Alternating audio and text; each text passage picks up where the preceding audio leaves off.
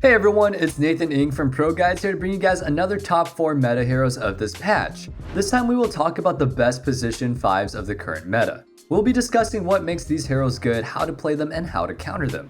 The builds shown in this video are the general go-to cookie cutter builds, so keep this in mind while trying these heroes out. But before we get into that though, today's question of the day is, have you ever played a hero that is usually played as a core in the 5 role? Now without further ado, let's go ahead and jump right into the video. Undying is arguably the best laner in Dota, but he falls off a little bit around mid-game. However, with his level 20 and level 25 talents, Undying gains a significant power spike in the late game, making him super annoying to deal with in the later stages of the game. As in Undying, you would want to stay and team fight with your team. Undying wants to be able to secure the lane for his carry during the laning stage. You can posture aggressively, abusing the fact that you can spam decay and soul rip on the enemy heroes to keep them away from your carry. However, you have to pay attention to your mana pool. Pull in mangoes or die strategically when you're out of mana. After the laning phase, you want to stick with the early game core. It's usually the off laner or the mid laner, but it could also be the safe laner in rare cases. You will want to follow them to create chaos on the map, such as killing the enemy carry, invading the jungle, forcing and winning the team fights. You are the strongest hero on the map during the early and mid game, so you have to abuse this by taking the fights with your team. You should fight around your ultimate ability, the Flesh Golem, and your Tombstone. Both spells have a high cooldown, but they will win team fights if used properly. Try placing your Tombstone behind some trees or a cliff to avoid it being destroyed by the enemy team, and the damage and slows from the zombies are insanely strong if left untouched. You want to be able to use the Flesh Golem as soon as possible during the team fights to use it to its full potential. Don't worry, it lasts about 40 seconds, so you will be able to use it during the whole team fight. Right-click each enemy to apply the slow and damage amplification debuff on them. During the mid to late game, you'd want to stay behind your team and then use your spells and items to help them win the fights, because you aren't as strong as you used to be during the early game. You will still have a huge impact on the game though, especially with your level 20 and 25 talents. To play against Undying, you must pick heroes that can disable him, such as Shadow Shaman or Lion. Silences are very effective against him as well. Whether you buy an Orchid or pick a hero with a silence such as Silencer, the silences will make Undying pretty useless because he's a spell spammer. Heroes that can destroy the Tombstone are also very strong against him as well, such as Lina or Sniper. This hero is another strong laner that will secure the lane for their carry. OGRE MAGI is one of the beefiest heroes at level 1, and his right click is decent as well. This, coupled with his Ignite and Fire Blast, makes OGRE one of the best laners this patch. He is strong in all stages of the game and can enable cores to farm faster and deal more damage with Bloodlust. OGRE MAGI is great at being active during the laning phase, so be sure to stack and pull for your carry to have a better lane equilibrium and give you guys a little bit of extra XP. It is very important for your carry to get levels so they can go ahead and jungle as soon as possible. Maxing Fire Blast sets up to transition to roam as soon as possible as well, and once you get your multicast at level 6, you should be able to go to another lane and try to get some kills to create space for your carry. Multicasting a Fire Blast on an enemy would be devastating early on because it deals a ton of damage.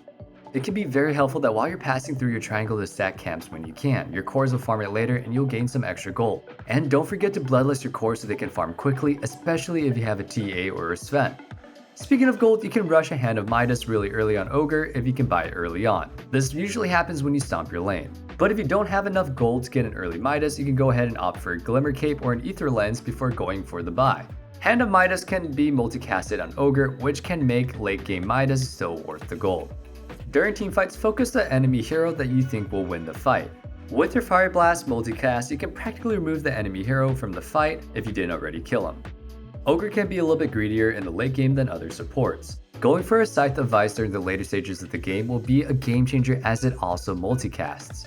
Imagine multicasting 4 hexes at the start of the fight. Well, the fight is won. Dealing with an OGRE MAGI might not be very straightforward without his team, as he is practically useless. One way of dealing with him is by picking him off before and the start of a fight. Magic immunity is very important against him, so buy BKB or pick heroes with innate magic immunity spells such as Lifestealer or Juggernaut. Contrary to the first 2 heroes, Vengeful Spare is actually a pretty weak laner.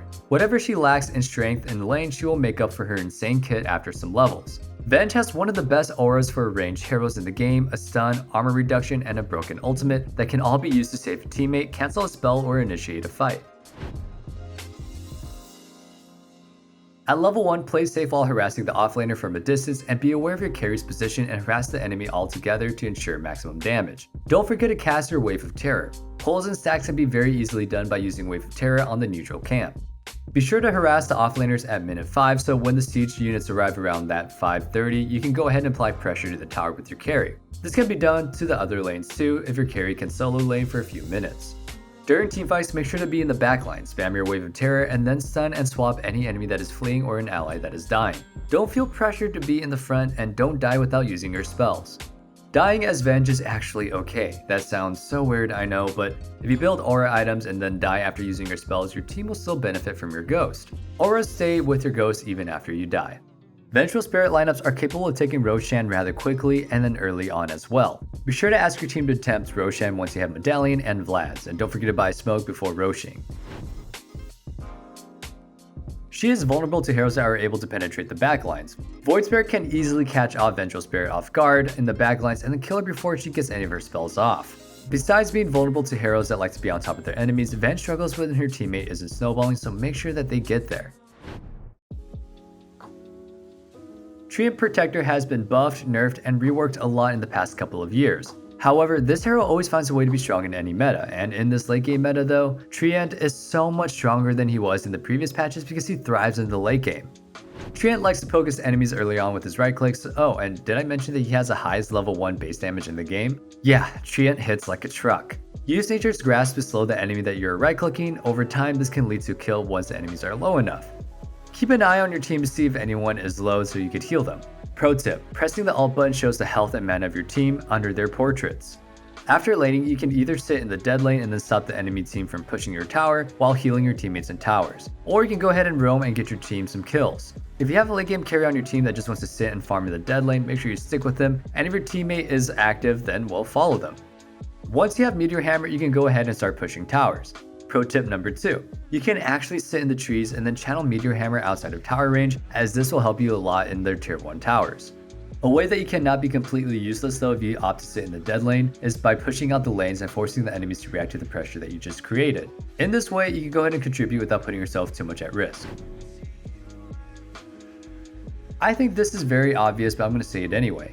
Timbersaw is Treant's biggest counter, as he destroys trees early on, making Treant's life a living hell.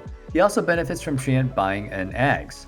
If you don't have a Timbersaw in your game, you can draft heroes that like going late game such as Spectre. The other way works too. A fast push lineup can go ahead and cripple the Treant and then render him useless. Don't forget to cut the trees on the lane against him.